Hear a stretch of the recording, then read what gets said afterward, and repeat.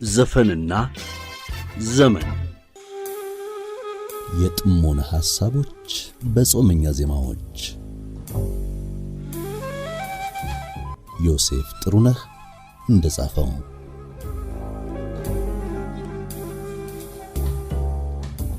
ከዓመታት በፊት የሆነ ነው። በቤልጅየም ብራሰልስ ውስጥ በተዘጋጀ አንድ የዓለም ሙዚቃ መሰናዶ ላይ ከተለያዩ አገራት የመጡ ሙዚቀኞች መሳሪያዎቻቸውን በግል ወይም በቡድን እየያዙ ይጫወታሉ።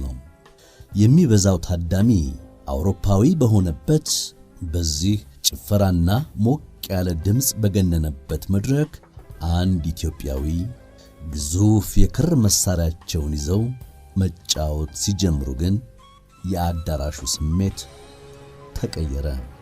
የጥሞናና ሜዲቴሽን ዝግጅት የተጀመረ መሰለ። የታዳሚው ስሜት ወደ ሌላ ጥልቅ ስሜት ሄደ። በዚህ አስገራሚ መሳሪያና በራሳቸው ወፍራም ድምፅና መካሪ ግጥሞች ከታዳሚው ቀርበው እርጋታን ያጋቡት ሙያተኛ የበገና ደርዳሪውና መንፈሳዊ ዜመኛው መጋቢ ስብሐት ዓለምዋጋ ነበሩ።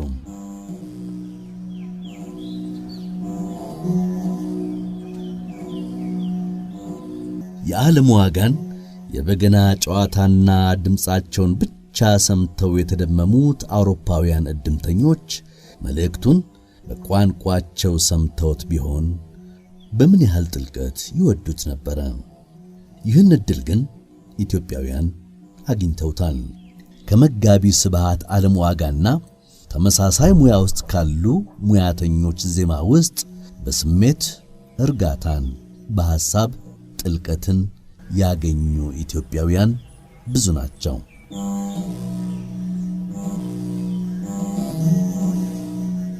በገና ዜማዎቹና የጥሞና እሳቢዎች በተለያዩ መዛግብት እንደተጻፈው መጋቢ ስብሐት ዓለምዋጋ በስልጣን የሚጫወቱት የጥሞና መሳሪያ በገና ወደ ኢትዮጵያ የተዋወቀው ከ3000 ዓመታት በፊት ነው ቢባልም እርሳቸው ግን ማስረጃን ጠቅሰው ይህን ጊዜ ወደ 5000 ዘመን ያደርሱታል። አቶ ዓለሙን ጨምሮ በርከት ያሉ የበገና ደርዳሪዎች የሰሯቸው መንፈሳዊ ዜማዎች በተለይ በጾም ወቅት የሚደመጡና ጥልቅ መልእክቶችን የያዙ ከፈጣሪ መነጋገሪያና ራስን መመርመሪያ የጥሞና ሥራዎች ናቸው። ተምሳሌት 10ቱን ትእዛዛት ለማስታወስ እንደሆነ መጋቢ ስብሐት ዓለምዋጋ ይገልጣሉ። በአንድ ዓለም አቀፍ የሙዚቃ መሰናዶ ላይ በፈረንሳይ ላገኛቸው የራዲዮ ፍራንስ ጋዜጠኛ ሲናገሩ ከመልእክት አንጻር የበገና ዜማዎች በዋናነት 2 ሐሳቦች እንደሚነሱባቸው አብራርተዋል። ምስጋናና ምክር።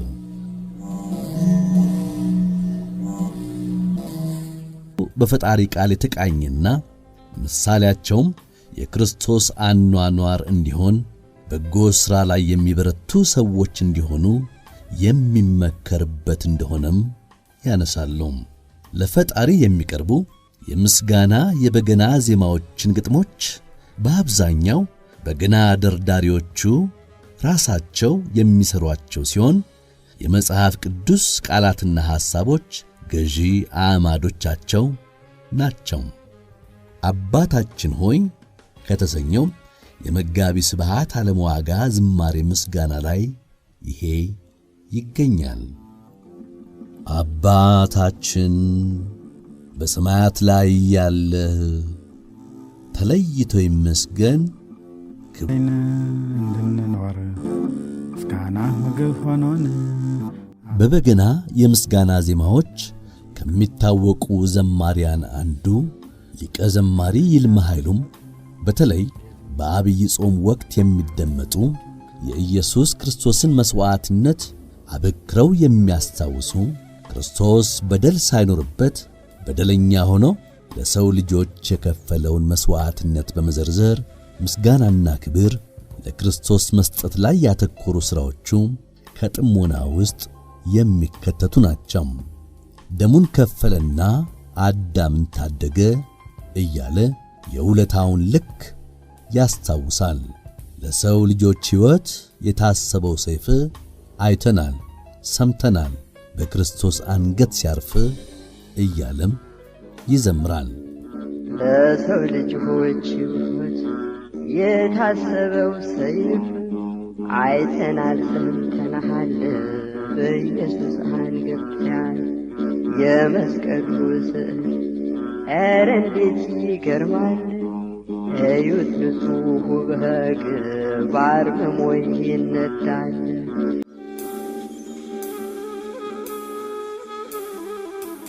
እንደምንሞት ስለ መኖር በስለ በጎ ተግባር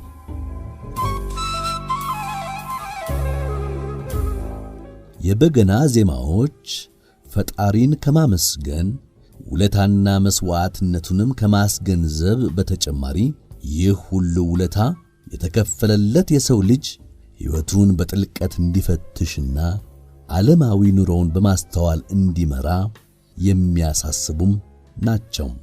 ቆየት ባለው ዘመን የበገና ሥራዎች የሚታወቁት አቶ ደምሴ ደስታ በእነዚህ መሰል ቅን ያዘል መካሪ ሥራዎች ይታወቃሉ። ይህ እንግዲህ ከተለመዱት የምስጋና ዝማሬዎቻቸው በተጨማሪ የሚነሳ ነው። የዓለምን ከንቱ መሆን፣ በደግ ነገሮች ላይ የማተኮርን ጉልበት እንዲሁም የሞትን አይቀሬነት እያሳሰቡ ተግሳጽና ምክር የቸሩባቸው ዜማዎች በርካታ ነበሩ። ከበገና ዝማሬዎቻቸው አንዱ በሆነው ከቶ አይቀርም ሞቱ በተሰኘ ሥራቸው ተከታዮቹን ስንኞች አቅርበው ነበረ። በደመ ነፍስ ሕይወት ሰውን መፍጠርህ እንዲጠራ እኮ ነው ቅዱሱ ስምህ። ጠማማውን እንጨት እየቆረጣችሁ ይህም አገር ሆኖ ቤት ትሰራላችሁ። የዓለም ዳኞች ሁሉ ሆነዋል ጉቦኛ፣ ሞት አንተ ብቻ ነህ እውነተኛ ዳኛ።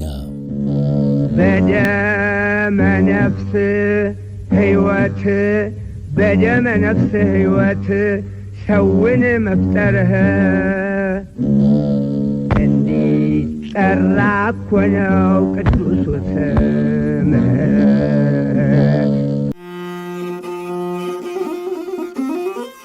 የመሰንቆና ዘለሰኛ ሐሳቦች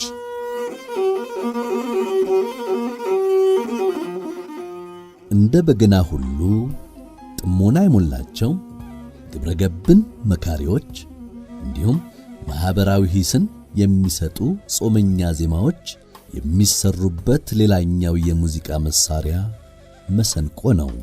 መሰንቆን ይዘው የክርስትናን አስተምህሮዎች የሰበኩና በጎ ምግባርን ያበረታቱ የጾም ወቅቶች ምግብን ከመከልከል ያለፈ የበጎ ሥራና ምግባር መፈጸሚያ ወቅቶች መሆናቸውን በዜማዎቻቸው ያስታወሱ በርካታ ዘማሪያንን ማንሳት ይቻላል። ዓለማዊ ሙዚቀኞችም መሰንቆን ይዘው ዘለሰኛን በመጫወት በጎ መልእክተኛ የሆኑባቸው ሙዚቃዎች በጾም ወቅት በስፋት ይደመጣሉ። ማሲንቋቸውን ይዘው በዘለሰኛ ጌታን ካመሰገኑና በጎ ምግባሮችን በሙዚቃቸው በሰፊው ካስተማሩ ሙዚቀኞች መካከል አንዱ ሀብተ ሚካኤል ደምሴ ነበር። ገና ከልጅነቱ ጀምሮ ከሙዚቃ የተዋወቀው ሀብተ ሚካኤል ደምሴ መሰንቆውን እየተጫወተ የሰራቸው መንፈሳዊ ይዘት ያላቸው ዜማዎች ተወዳጅ የነበሩ ሲሆን እነዚህን ጨዋታዎች ብቻ የያዘ አንድ ሙሉ አልበም መስራቱም ይታወቃል። የሀብተ ሚካኤል ዘለሰኛዎች በፈጣሪ ምስጋናና ማኅበራዊ ሂስ እንዲሁም በጎ ሐሳቦችን በስፋት ያነሳሉ። በፈጣሪ ምስጋና ላይ አተኩሮ ከሠራቸው መዲናና ዘለሰኛ ሥራዎች መካከል የጸሎትንና ምሕረት ልመናን ነገር በቅኔ ገለጻ እንዲህ ሲል አዚሟል።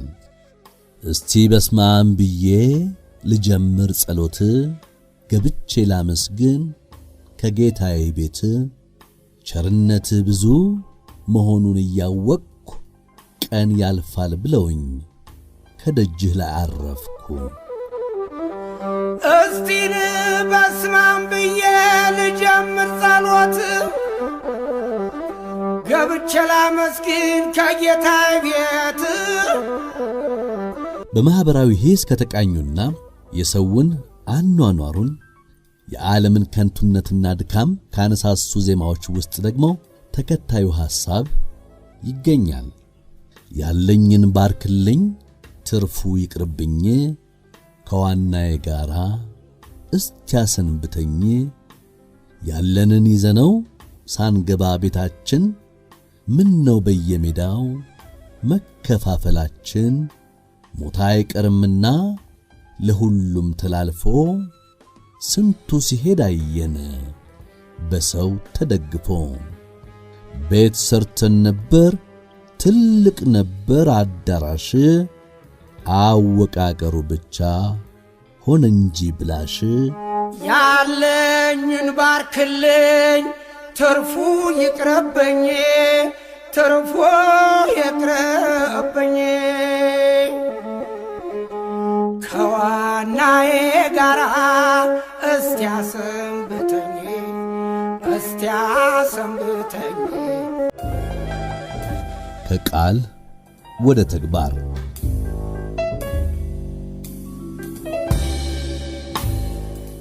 የጾም ወቅቶችን ልዩ ከሚያደርጓቸው ጉዳዮች መካከል በርከት ያሉ መንፈሳዊነትን የሚያበረታቱ ሃይማኖታዊ ተግባራት መከወናቸው ይጠቀሳል። በጎ ተግባራትና ጥሞና ከሚበረታታባቸው መንገዶች አንዱ የመንፈሳዊ ዝማሬዎችና በባህላዊ መሳሪያዎች የሚሰሩ ሙዚቃዎችና መልእክቶቻቸው ሁነኛ ስፍራን ይይዛሉ። ይህን መሰሉ መልእክት ከሚተላለፉባቸው የምስጋናና ምክር ዜማዎች እንዲሁም መሳሪያዎቹን በጥቂቱ አነሳን እንጂ ጉዳዩም ሰፊ ትንተና ሊሰጥበት የሚችል እሳቤ ነው። የሃይማኖት አባቶች ግን ከውይይትና ትንተናዎችም በላይ የተግባር ሰው መሆንን በጎ ሐሳቦችን ማቀንቀን ብቻ ሳይሆን በጎ መሆንን ጭምር የሕይወታቸው አካል ቢያደርጉ ሲሉ ይመክራሉ።